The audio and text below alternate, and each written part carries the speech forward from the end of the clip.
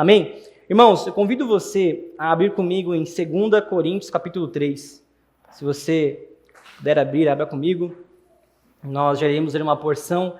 Hoje, então, iniciando uma nova série de mensagens, série intitulada As Excelências de Cristo, uma série que foi fundamentada no livro do Allen Wood, As Excelências de Cristo. A base foi a última que lançou esse livro em português, tá bom? Então, caso você queira adquirir, nós não temos para vender na nossa livraria ainda, mas teremos. Mas caso você queira adquirir, caso você tenha, é muito importante você fazer essa leitura que vai ajudar muito e nortear nessa série de mensagens. Então, hoje iniciamos a série As Excelências de Cristo e hoje, com o título do sermão, A Beleza de Jesus, a fascinação que transforma o coração. A beleza de Jesus, a fascinação que transforma o coração.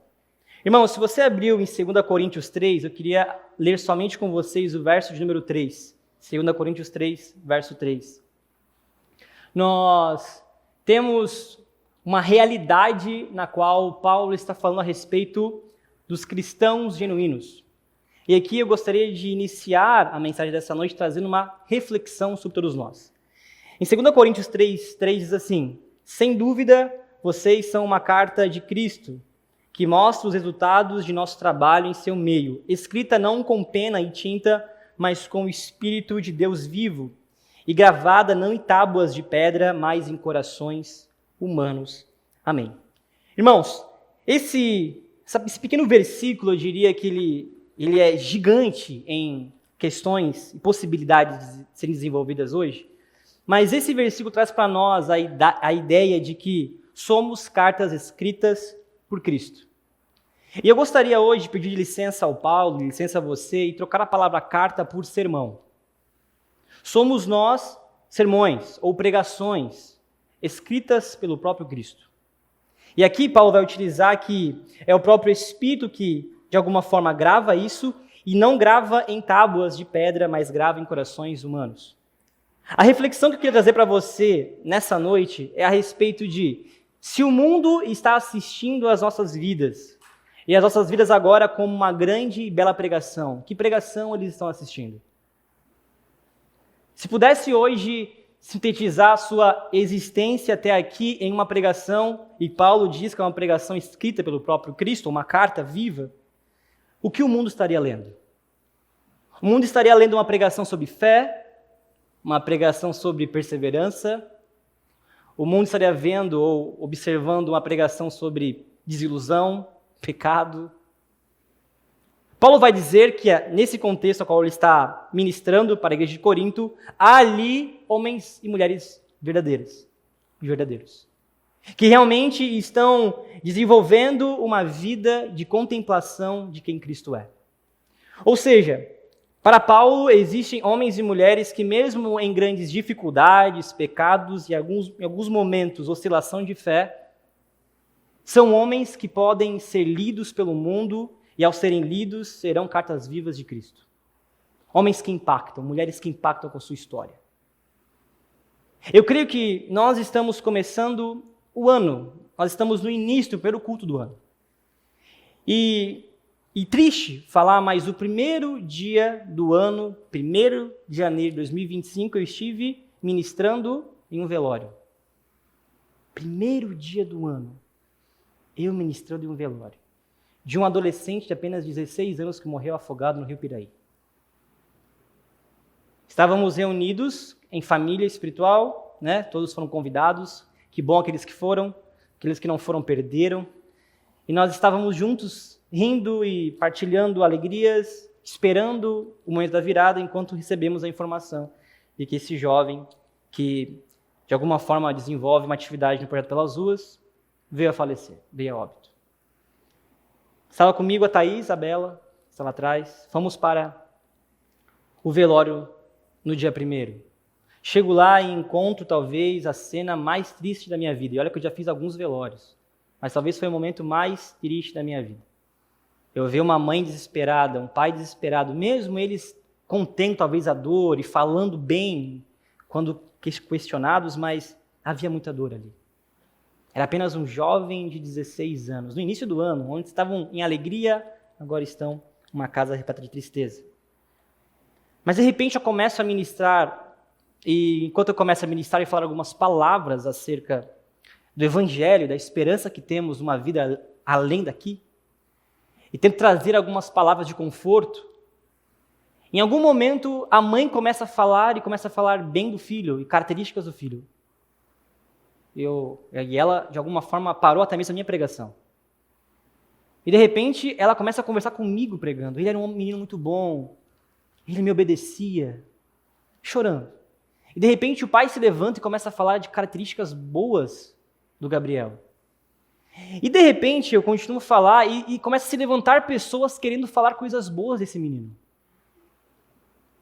Ou seja, a mensagem que eu levei talvez trouxe um pouco de esperança e alenta aquele coração que estava dolorido, machucado. Mas eu comecei a perceber que aquele garoto de apenas 16 anos, de alguma forma, era uma carta viva. De alguma forma, aquele garoto, talvez ele não era um crente, talvez nos nossos moldes, talvez ele estava ainda no começo da conversão, mas aquele garoto, ele pregou para mim morto em um caixão.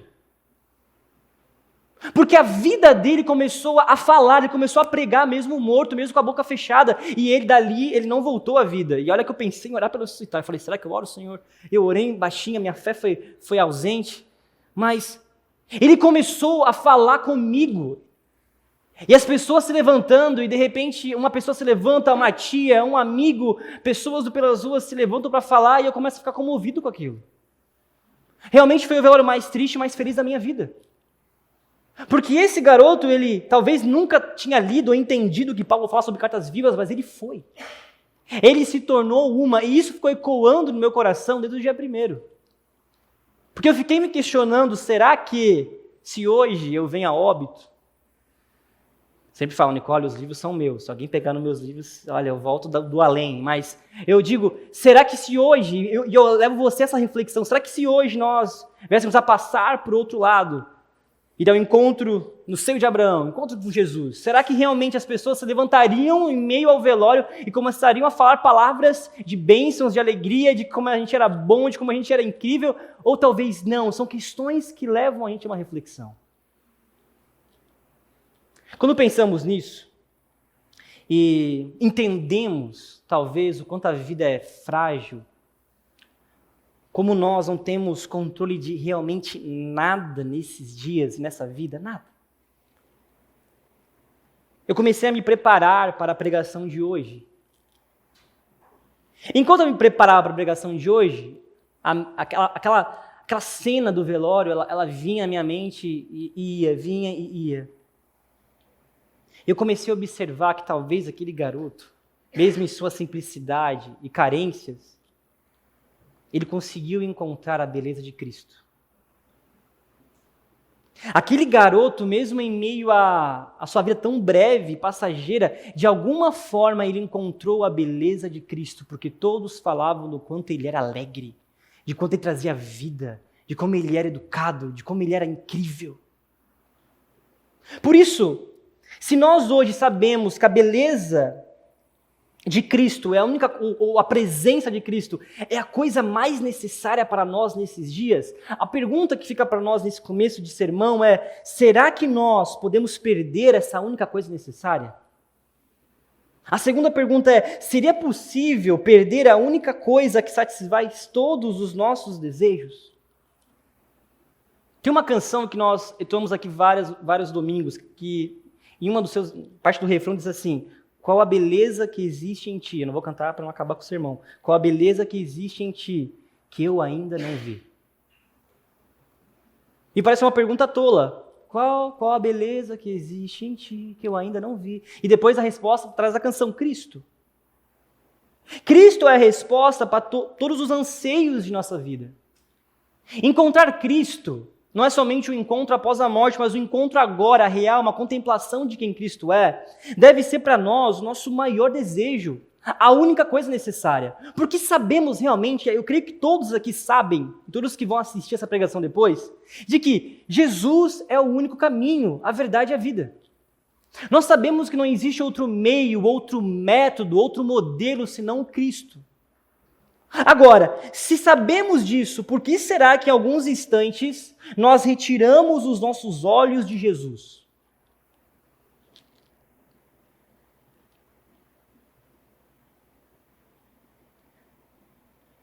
Parece que quando nós tiramos os olhos de Jesus e nós paramos de contemplar Jesus, nós começamos a ter uma vida não mais de prazer, de satisfação e alegria, mas começamos uma jornada de somente ver o erro, a dificuldade, a crítica e a desilusão.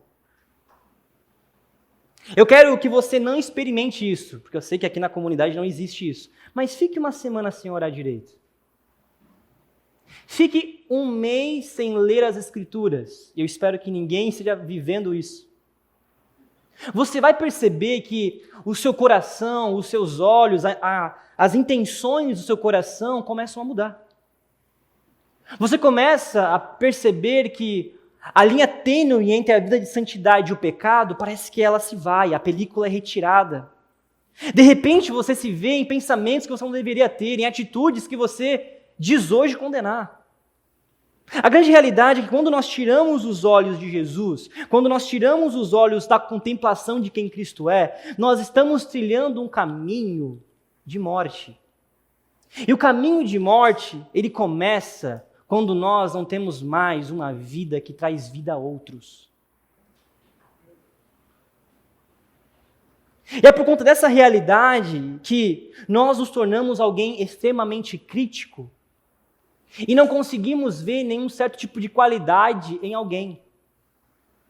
Nós vamos a um culto não mais para cultuar a Deus, mas para analisar se há erros e falhas. Nós sentamos junto com pessoas, com familiares, e nós não conseguimos ficar, de alguma forma, feliz com o avanço, com as conquistas dos outros. Nos tornamos pessoas tão rancorosas que dizemos seguir a Cristo, mas a grande realidade estamos tão distantes ao ponto de só criticarmos, não vermos nenhum tipo de qualidade no outro. E é por conta disso que muitas das vezes nós buscamos um refrigério. Esse refrigério vem às vezes em um culto, em uma pregação, em um aconselhamento, em uma conversa de amigos, mas nós realmente não queremos tocar e reformar todo o nosso ser. Vivemos então esses instantes de quê? De refrigério. Eu venho para o culto, eu recebo uma palavra, eu ouço, eu leio a Bíblia, mas de repente eu volto para o lugar que eu estava, eu volto a ser uma pessoa que através da sua boca não traz vida alguma. Jesus, ele tinha um senso crítico muito alto, mas da mesma forma ele tinha um senso de perdão e de esperança no outro, eu diria tão alto quanto. Jesus amava o desprezado, ele amava o esquecido, ele via qualidades naqueles que ninguém via. E é por conta disso que é impossível ver comunidade se nós não tivermos os olhos de Jesus. É impossível vermos comunidade se todos nós não formos uma carta viva nas mãos do Senhor. O pressuposto para viver em comunidade é vivermos uma família espiritual. E uma família espiritual é realmente conseguir ver qualidade naqueles que, quem sabe, ninguém consegue ver. É ver esperança, ver de alguma forma algo bom em alguém que, à primeira vista, é infértil. Não traz nada de bom. Jesus, ele vai deixar claro para nós que conhecê-lo é suficiente para termos uma vida satisfeita. E é por conta disso que eu vou ler para você, você pode anotar, depois você pode abrir em sua casa, mas em João 8,56, Jesus está defendendo a sua missão. Jesus está defendendo a sua vocação. E Jesus vai dizer o seguinte: seu pai, Abraão, exultou com a expectativa da minha vinda. Ele a viu e se alegrou. Abraão é uma das grandes figuras das Escrituras que contemplam Cristo, mesmo não vendo Jesus. E Abraão vai contemplar Jesus quando Deus faz uma promessa para ele de que através da linhagem de Abraão haveria uma descendência, um rei que traria paz, consolo e restauração. Quando Abraão recebe essa promessa, Abraão não pensa duas vezes, ele larga tudo, ele deixa família, ele deixa casa, ele deixa negócio, ele deixa herança e vai para a terra que Deus iria mostrar por conta dessa promessa.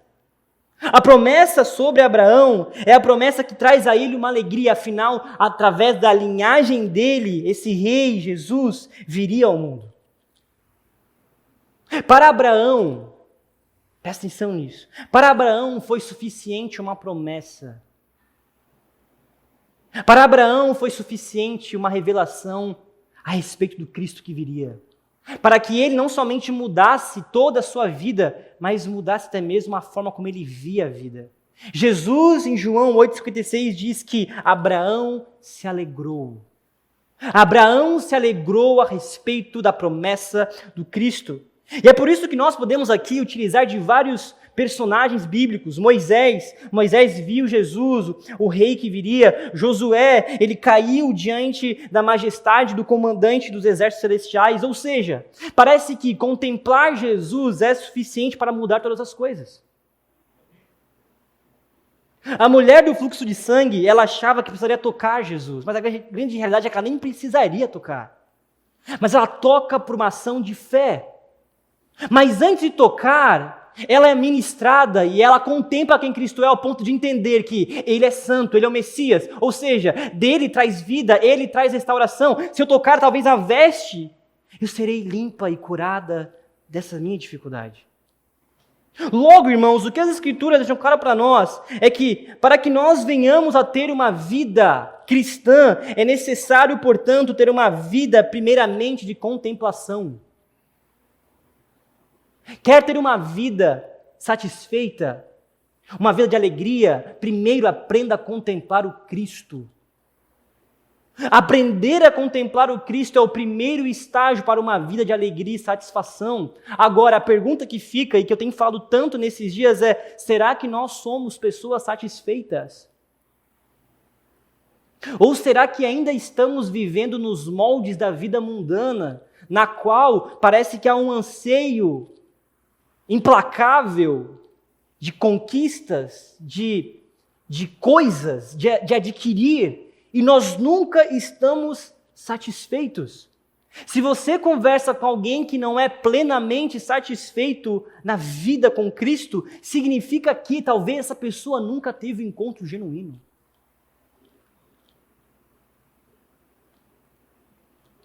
Talvez Davi, ele é um grande exemplo disso.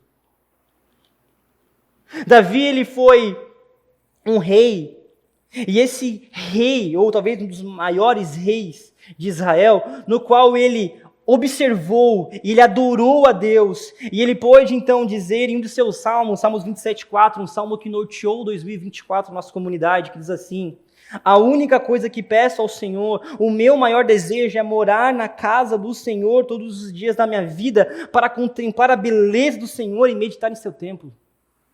Ou seja, o que vemos aqui, o que vemos em Davi, o que vemos em Moisés, o que vemos em Josué, o que vemos em Abraão, são pessoas que aprenderam a contemplar Deus. Pessoas que aprenderam e tornaram-se, como o rei Davi, um homem segundo o coração, um homem que aprendeu a contemplar, um homem que aprendeu a observar, um homem que aprendeu a orar, um homem que aprendeu a adorar. No primeiro ato de Davi como monarca de Israel, ele traz a Arca da Aliança, constrói uma tenda onde não tem véus e chama todo Israel e todos os levitas para estarem diante de Deus, adorando dia e noite.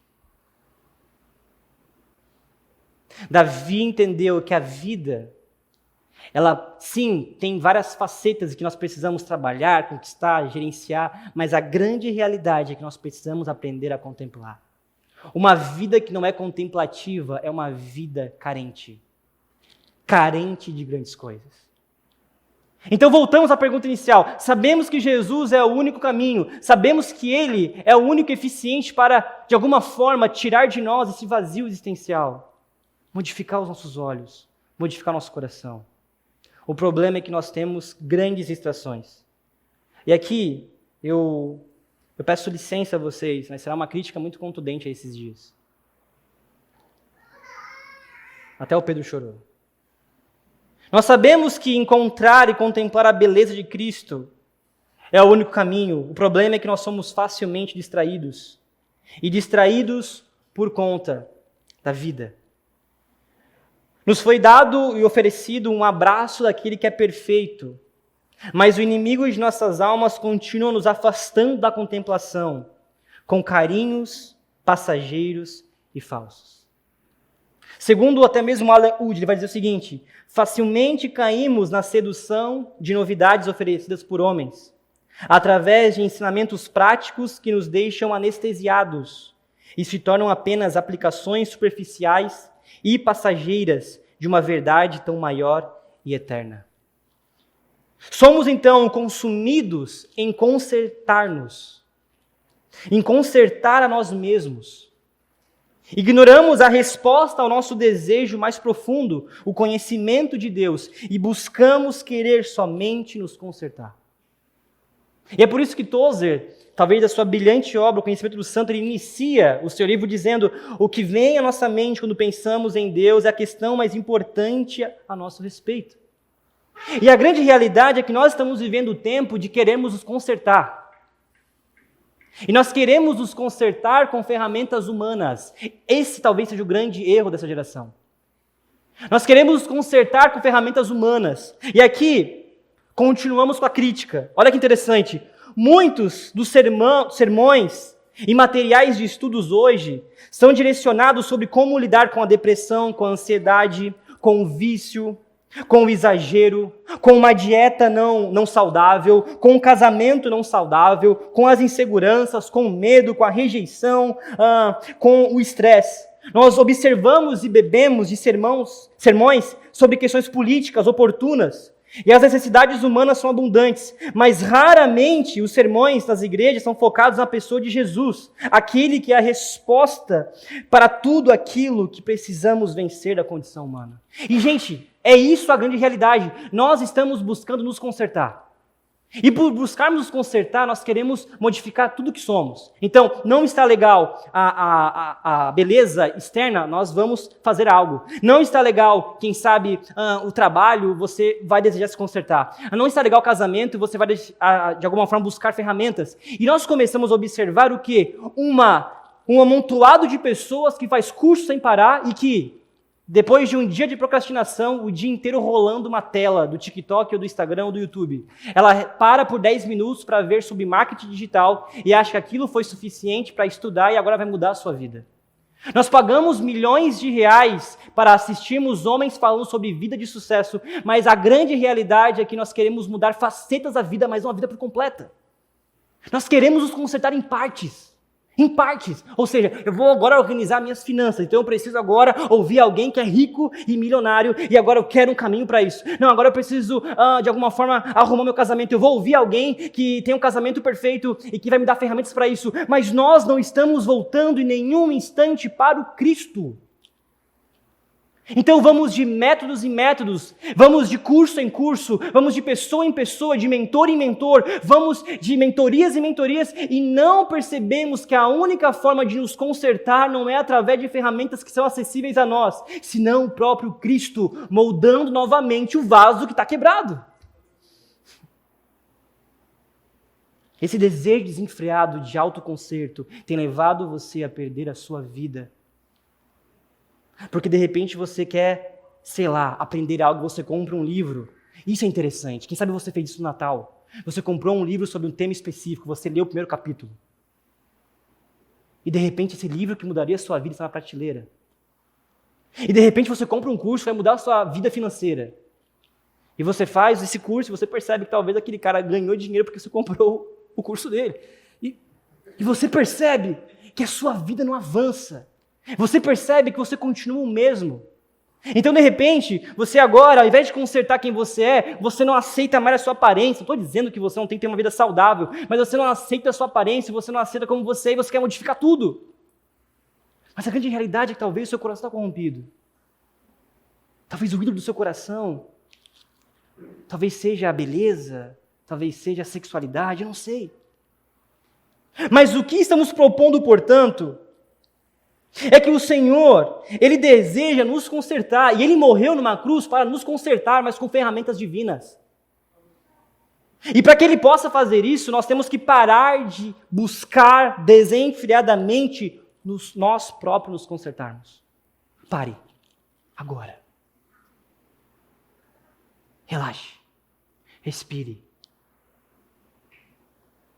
E comece a ouvir a voz daquele que é único, poderoso e digno para transformar todas. O seu casamento não vai mudar por conta de um curso. O seu casamento vai mudar quando Cristo for o fundamento dele. A sua vida financeira vai mudar? Vai, quando Cristo for o fundamento dela e quando o seu coração for mais ganancioso ao ponto de eu conseguir partilhar aquilo que você recebe.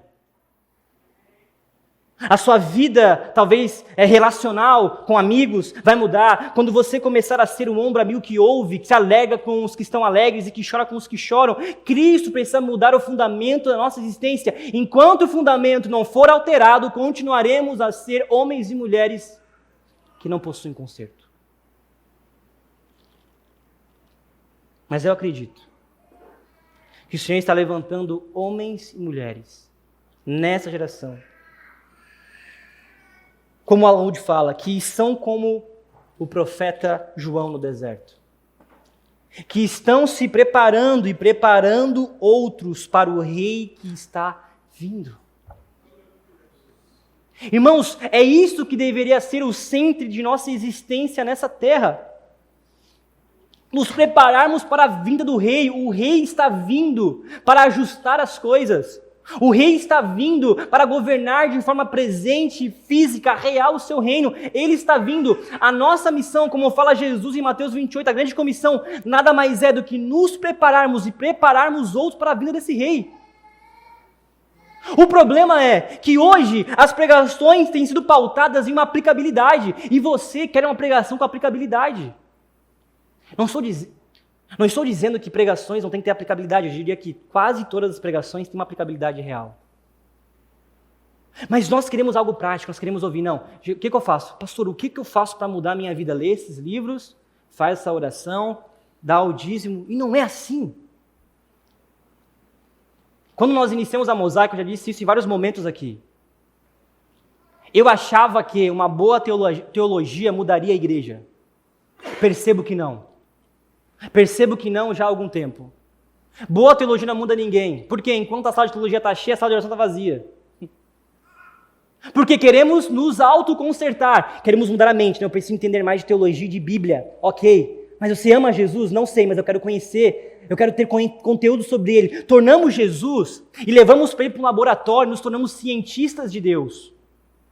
E não percebemos que Ele é realmente uma pessoa que deseja se relacionar conosco. Não percebemos que Ele é alguém que fala, que move, que diz, que ajusta, que corrige. E por conta dessa realidade, nós estamos todos os dias frustrados. E todo ano nós começamos com novas promessas. Nós começamos com novas metas. E não percebemos que continuamos a não querer o Cristo. Você quer ouvir uma pregação sobre como vencer o TDAH? Você quer ouvir uma pregação de como vencer a insegurança? Você quer ouvir ou quer comprar um curso de como ser um ótimo homem de Deus, sendo que, irmãos, um curso não cabe o ensino de uma vida.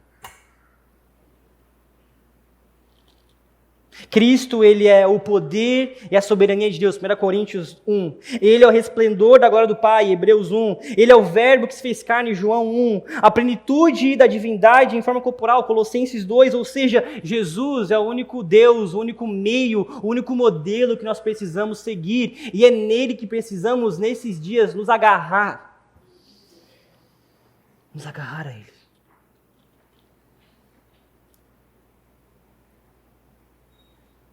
Entendendo isso, entendendo que temos que parar de querer nos autoconsertar, eu convido você a abrir comigo o Evangelho de João, verso 24 do capítulo 17. Capítulo 17, verso 24. Se puder deixar daí o texto aberto ali, Bela, por favor.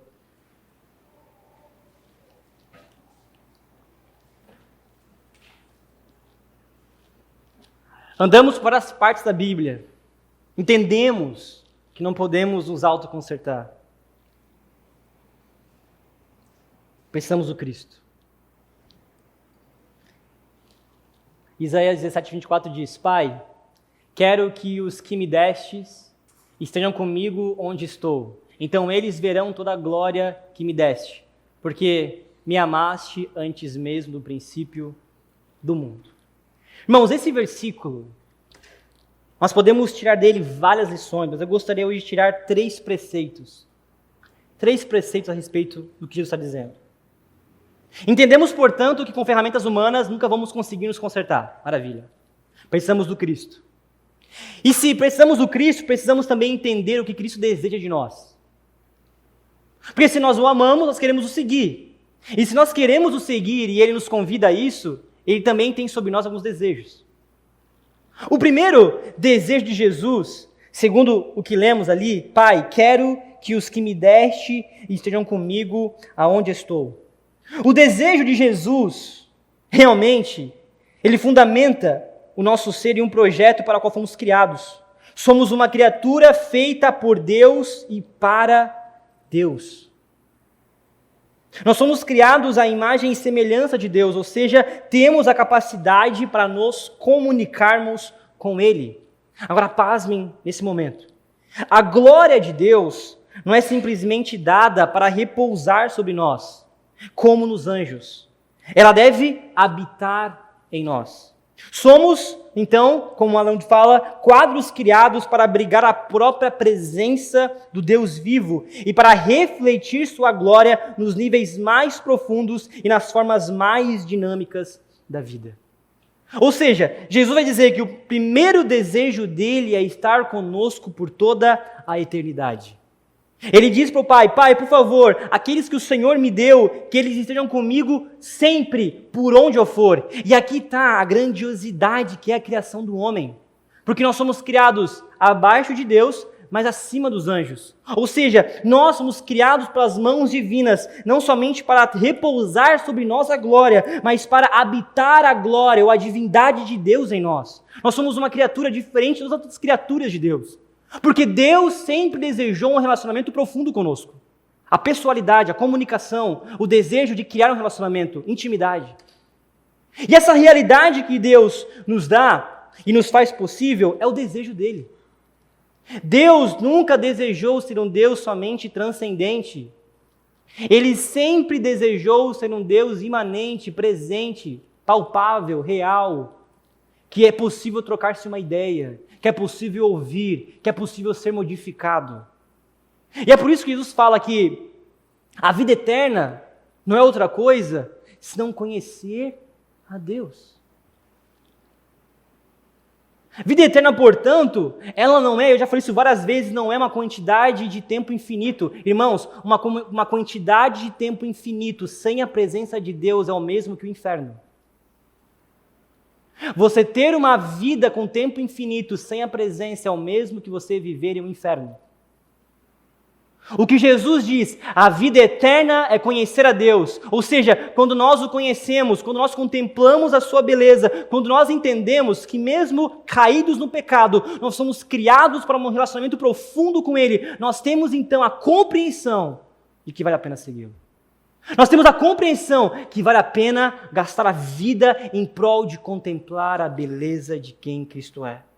E é por conta disso que nós temos talvez 2 meios ou 2 heranças para estarmos com Jesus por toda a eternidade. Você pode gravar isso depois. Primeiro, nós somos co-herdeiros com Cristo.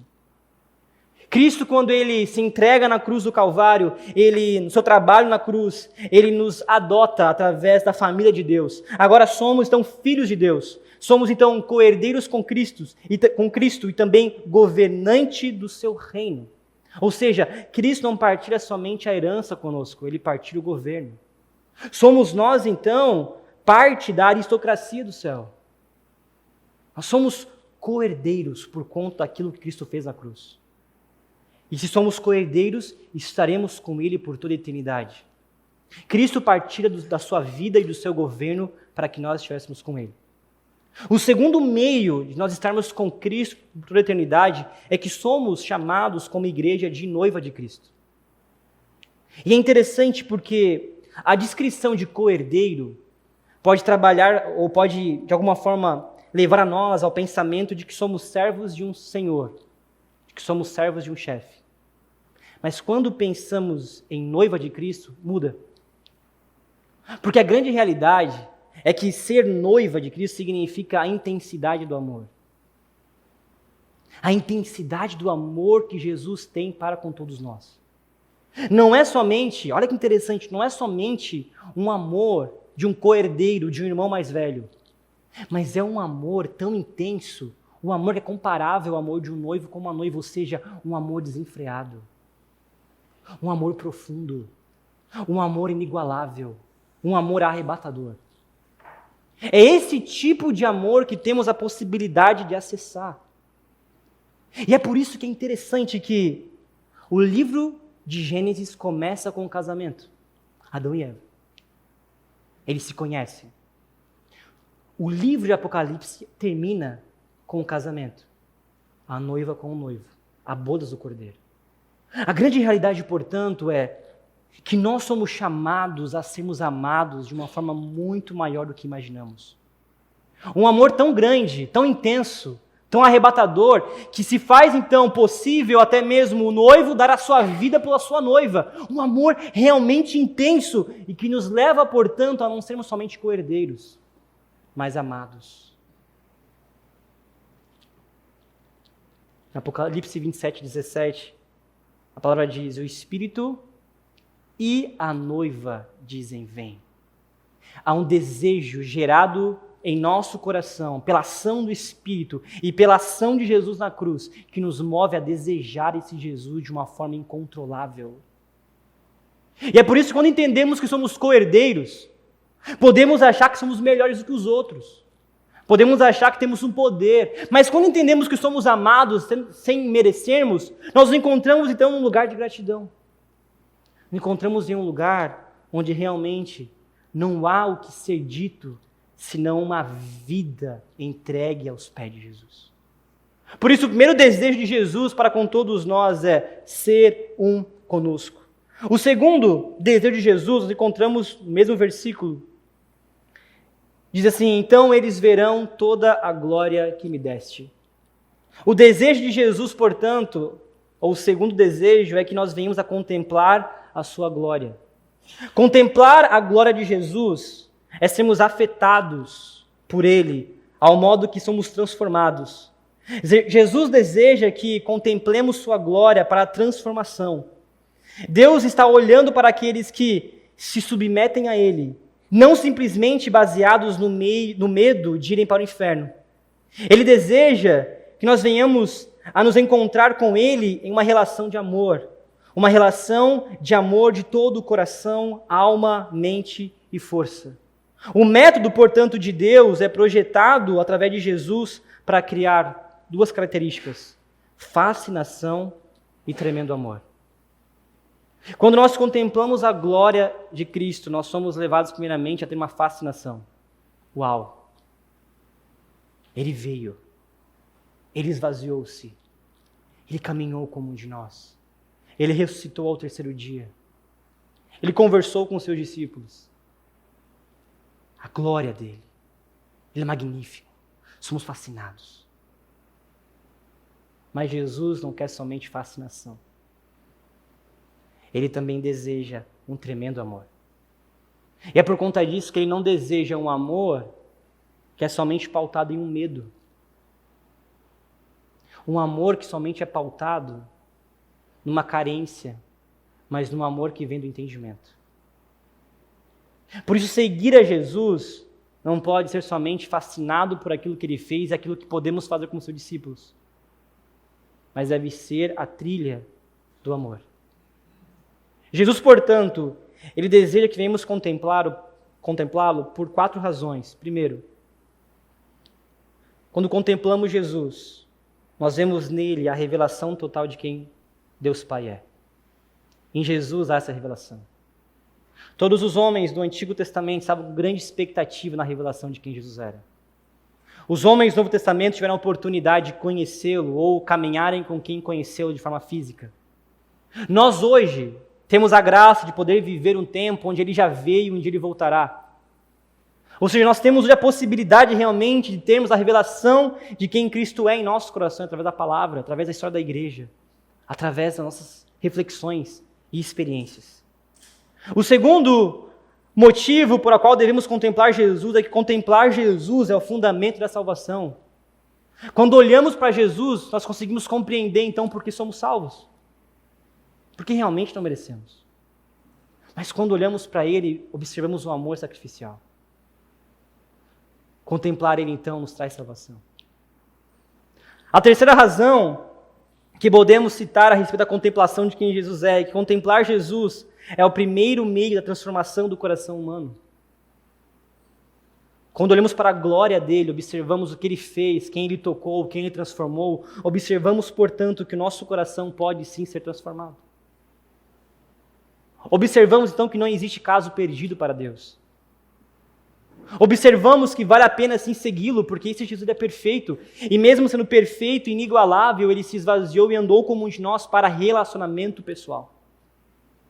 Quarta e última razão por a qual devemos contemplar Jesus é que contemplar a glória de Jesus gera maior resposta de amor no coração humano.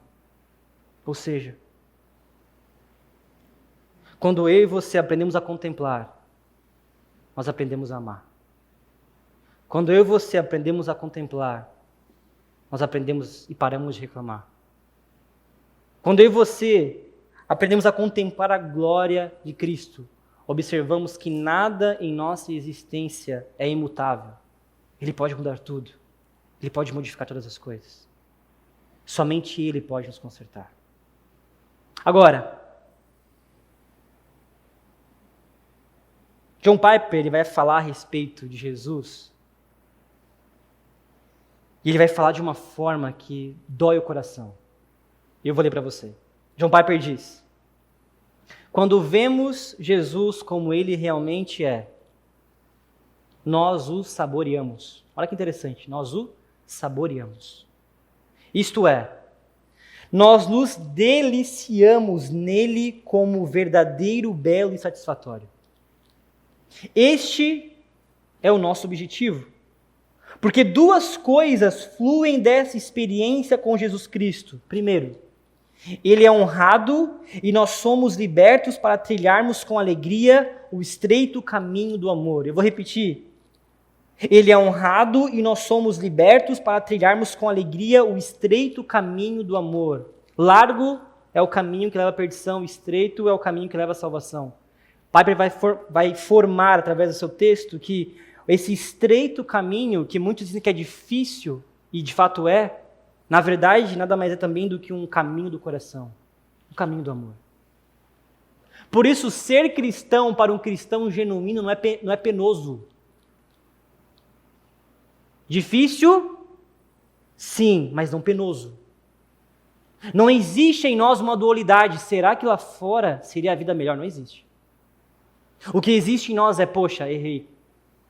Aconteceu um acidente, pequei, mas não existe um desejo de uma outra vida. Porque nós contemplamos o Rei.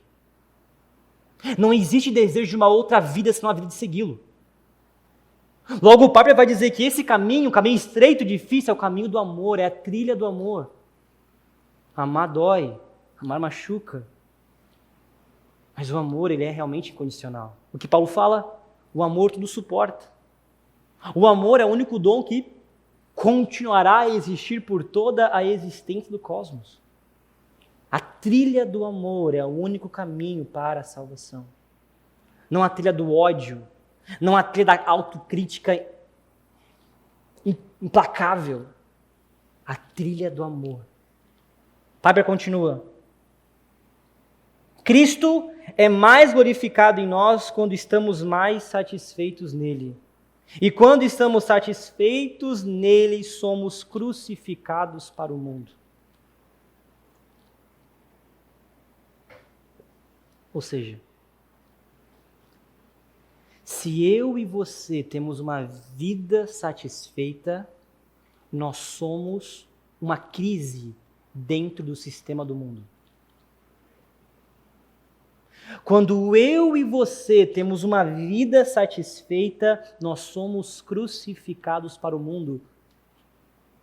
É por isso que nós somos realmente esses arautos, os mensageiros do Evangelho, que vão ao mundo não somente para pregar com a boca, mas pregar com a vida, sendo então um belo sermão escrito pelo próprio Cristo.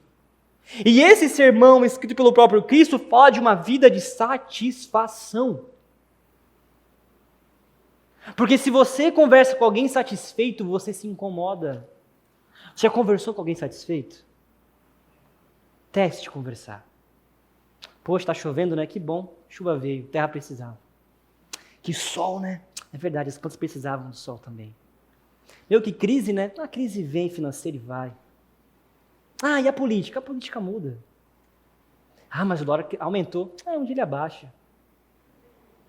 Ei, mas o teu casamento tá bom? Tem suas dificuldades, mas eu amo a minha esposa.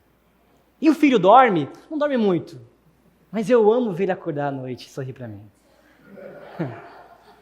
A grande realidade é que nós somos levados a se incomodar com uma pessoa satisfeita, irmãos. Talvez nós, como cristãos, incomodaríamos mais o mundo. Talvez não, com certeza. Nós incomodaríamos muito mais o mundo se formos simplesmente satisfeitos em Cristo. Poxa, não trocou de carro? Meu carro tá bom, querido. E a casa? É engraçado. Eu moro num geminado. Todo mundo que me conhece há anos fala, você mora ainda no geminado? Eu falo, moro. Eu não sei qual é a questão. Será que é o meu geminado que é muito pequeno? Será que a pessoa acha que eu sou milionário? Será que a pessoa acha? Não sei. Mas eu moro lá sim. Tá bom. Você tem um Fusca? Eu tenho um Fusca. Velho, quase vendi, não vendi mais. Você gosta do Fusca? Eu gosto do Fusca velho. Tá lá, tô feliz. É. Parece que a vida, ela é realmente marcada somente por experiências transcendentes, mas a realidade é que há muita beleza naquilo que é pequeno. Eu não pude ir para a praia ainda esse ano, mas poxa, tinha acabado de fazer uma parte lá na minha casa de uma reforma que a gente está fazendo. Cheguei na casa dos meus pais, tomei um banho de piscina, aquele calor. Falei, que gostoso, Senhor, obrigado. Eu estou dormindo na casa dos meus pais enquanto a reforma está acontecendo e a cama que a gente está dormindo é pequena. E o Pedro dorme no nosso meio às vezes. Eu durmo esmagado. Tenho dor no ombro. Mas o Pedro está ali, gente. O gurizinho está ali. Uau. Ele tem saudade de mim às vezes. É engraçado. Ele não tem saudade da Nicole, como ele tem de mim. É verdade, tá vendo? A Nicole nunca sai de perto dele. Mas é maravilhoso a beleza nas pequenas coisas. Nós precisamos ser satisfeitos. E aí? Pastor, a igreja já tem 100 membros? Não tem não. Tem que crescer, hein? Será? E as finanças como tá? Ih, querido, fala com o Paulo, você vai ver. Mas satisfeitos. A vida se torna mais leve. O casamento se torna mais leve. Os relacionamentos se tornam mais leves. Por isso, contemplar Jesus, contemplar o conhecimento de Deus em Cristo Jesus é o caminho para a transformação. Nós entramos então nesse caminho que nos leva à revelação de quem Cristo é. E isso atinge os nossos corações pelo trabalhar do Espírito Santo, nos levando a nos tornarmos realmente genuínas testemunhas. Caminhando para o fim, nós temos o terceiro e último desejo de Jesus que podemos observar em João 17. E o terceiro e último desejo é que nós não venhamos somente a contemplar a glória de Jesus, mas nós venhamos a contemplar o próprio Jesus. E aqui talvez seja, gente, a parte que mais deveria talvez tocar os nossos corações. Porque Jesus, ele afirma que o Pai verdadeiramente o ama. Jesus sabe, portanto, que ele é amado pelo Pai. O desejo de Jesus, então, é que nós sejamos também aqueles que amam a Cristo, assim como Deus Pai o ama. Jesus, portanto, ele quer ser amado, ele deseja o nosso amor, vírgula, mas ele não depende do nosso amor. Ele quer. E por ele querer o nosso amor, ele faz todo um plano de escolher um homem, através desse homem uma linhagem, através dessa linhagem um estado, uma nação, através dessa nação, um rei. E através da linhagem desse rei, ele vem. Ele vem ao mundo para nos amar, mas também porque ele deseja o nosso amor. Ele não está triste porque alguns não o amam. Não, ele é soberano, ele é eterno, ele é imutável. Mas ele deseja que nós venhamos o amar. E esse desejo de amor que Jesus deseja de nós, talvez seja tão belo e possível de ser visto no ministério de Jesus. Porque o ministério de Jesus terreno, ele produziu entre os homens nada mais do que um sincero amor. Jesus foi humilde de tal forma, que aqui é uma possibilidade, já falei isso em algum lugar, mas que quando Satanás leva Jesus para o deserto, Satanás, ao observar Jesus ter uma vida tão humilde, tão pequena aos olhos dos homens, tão irrelevante aos olhos dos homens, Satanás achou que ele poderia convencer de Jesus com as mesmas ferramentas que ele usou com Adão e Eva no jardim. Satanás usa a mesma forma. Ei, você pode ser independente de Deus Pai, faça sua vontade. E ali nós temos um embate entre Satanás e Jesus, talvez no UFC, na guerra mais interessante que temos nas Escrituras. E essa guerra Jesus vence com a palavra, demonstrando que ele simplesmente está disposto a fazer a vontade do Pai em humildade e mansidão. No jardim, lugar de prazeres, no lugar onde não há carências, o homem cai. No deserto, no lugar árido e repleto de morte, Jesus vence. Portanto, o que fica para nós é que o ministério de Jesus aponta para uma vida que nós deveríamos seguir. Não somente ele como Deus, mas ele como um homem, humilde, manso, direto, duro em alguns instantes, mas com um coração amável, cheio de graça e formosura, repleto de perdão e direção para dar para aqueles que desejassem. Ou seja, nós precisamos amá-lo.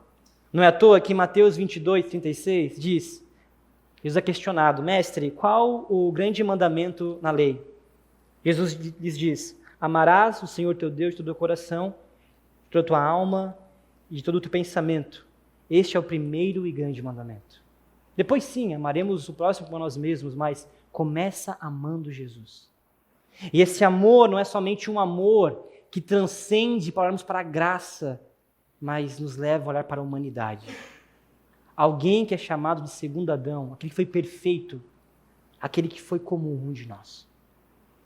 Portanto, precisamos amar, precisamos desejar, precisamos contemplar a beleza de Deus e sermos zelosos com isso. Porque, pasmem, a ausência de zelo é o desprezo. Quando eu e você não temos uma vida de zelo para com Cristo, nós estamos tendo uma vida de desprezo para com Ele. Eu não sei você, mas eu não quero desprezar Jesus nenhum instante da minha existência. Se eu não quero e se você não quer, precisamos ter uma vida então zelosa, um amor zeloso. E esse amor zeloso nos faz querer amá-lo em sua glória e em sua humanidade. E querer estar com Ele todos os instantes de nossa vida. Portanto, o convite para nós nesses dias não é nos consertarmos. O convite para nós nesses dias não é buscar um novo caminho das pedras para encontrarmos sucesso, mas olharmos e contemplarmos Cristo. Você não é convidado a observar Jesus. Você observa pessoas na rua, mas você contempla os pássaros do céu. Eu convido você a contemplar Jesus.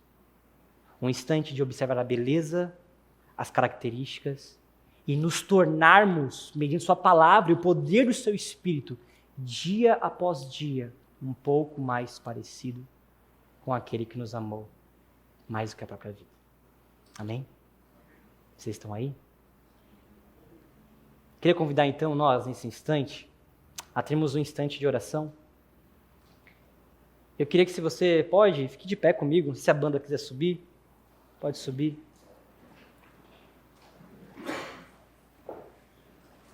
Nós já estamos para encerrar. Esse é o primeiro culto do ano, é a primeira reflexão que temos, o início da série. O início de um novo ciclo. Eu convido nós, então, nesse instante, a, talvez em meio ao cansaço, a vontade de ir embora. Talvez você pense, o pastor falou demais, o pastor falou de menos, não sei. Mas eu convido você a termos um instante de contemplação. E a contemplação vem, talvez, quando nós não temos mais tantas palavras assim. Quando nós paramos de querer encontrar uma solução humana para ações que somente o divino pode fazer. Por isso, quando você fechar os seus olhos nesse momento, aleluia,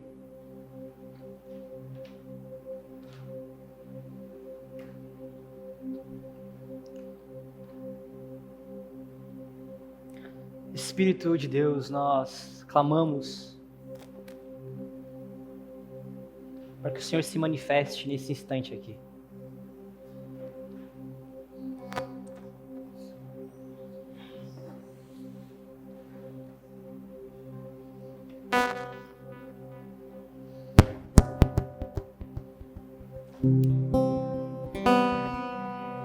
Faça brotar em nossa boca, amado Espírito, palavras de verdade, palavras verdadeiras,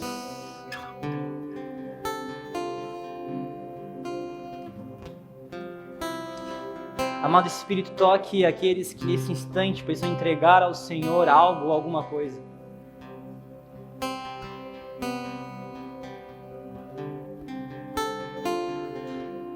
Senhor, e se não temos nenhuma dificuldade tão latente para te entregar nessa noite, nós oramos para que o Senhor aumente o nosso amor por Ti.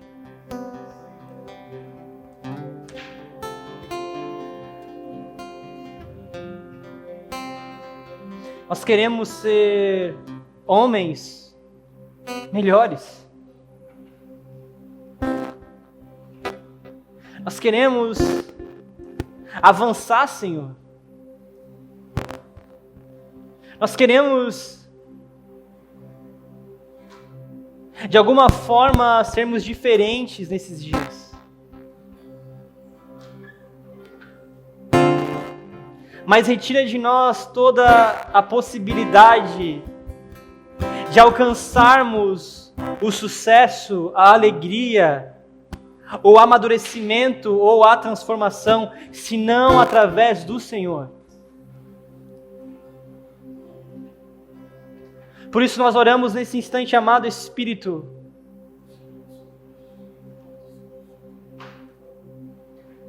Toque agora esses corações.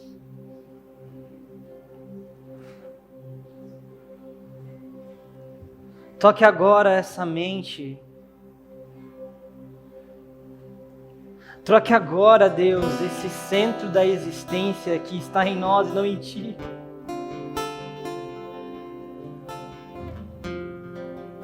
Modifica realmente os nossos dias.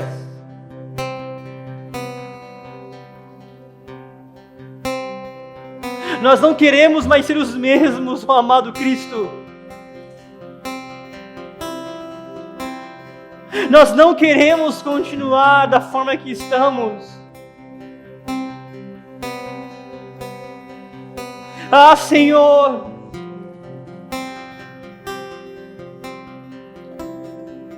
por que não conseguimos orar, Senhor?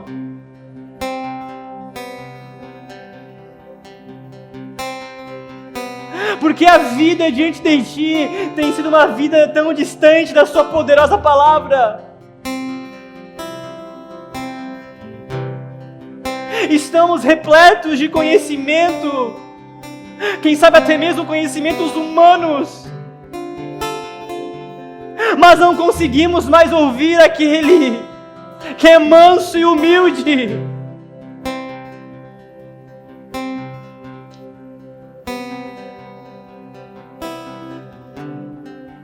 Queremos ouvir tantas autoridades, mas não queremos mais ouvir o bom pastor.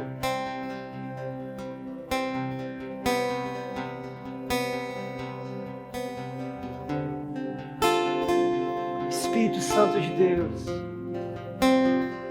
nós oramos para que o Senhor nos abale nesses dias. Toque em nossos casamentos, toque em nossos relacionamentos, toque em nossas finanças, toque em nossos projetos. Se necessário, ó Deus, destrua tudo.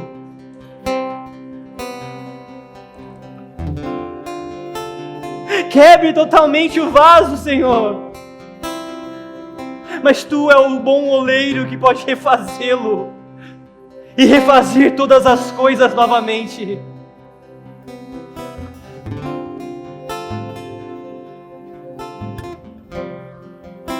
Troque os nossos afetos, Senhor.